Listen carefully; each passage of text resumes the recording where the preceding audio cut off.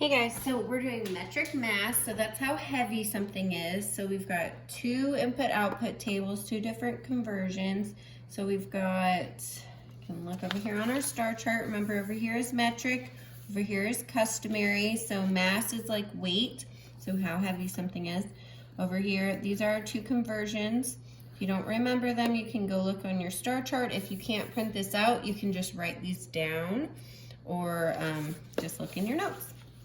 So we've got kilogram, grams, gram, and then milligram. So kilogram is kg, gram is just a lowercase g, milligram is mg.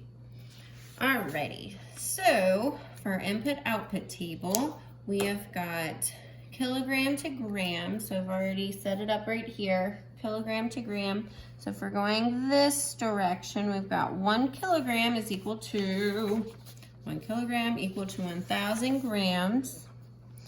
So we're gonna write our rule. So how did we get from 1 to 1,000?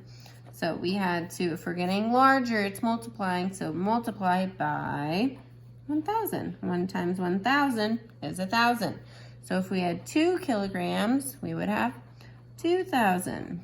3 kilograms, 3,000. 4 kilograms, 4,000. And then if we're going the opposite direction, remember if we're going larger to smaller, we're dividing. So if we're going the opposite direction, you do the inverse operation, which is the opposite. So you would divide by 1,000. So 5,000 divided by 1,000 would be 5.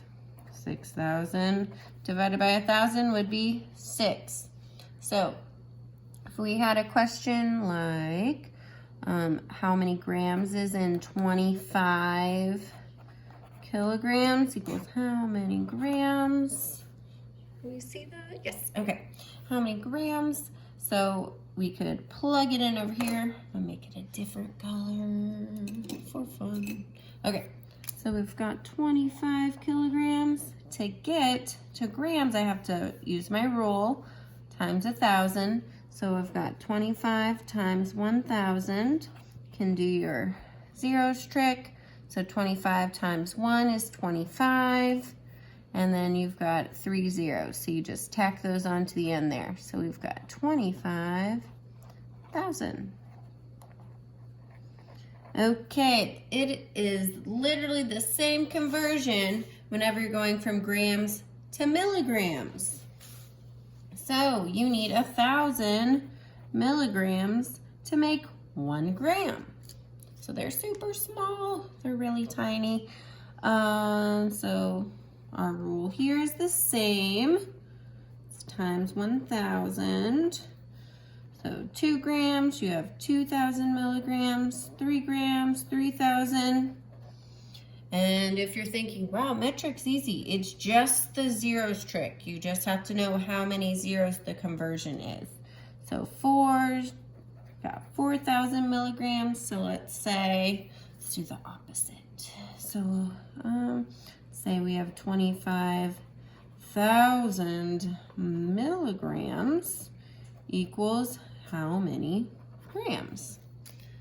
So we're trying to figure that out, so we would have to take 25,000, and if we're going the opposite direction, so we know the milligrams, we're trying to figure out the grams going this way. So if we go the normal way, we'd multiply by 1,000. Going the opposite way, we divide by 1,000. Use the inverse operation. Over here, divide by 1,000. Use the zeros trick again. 1 goes into 25 times. If there's 3 zeros over here, you can get rid of them. Get rid of them over here.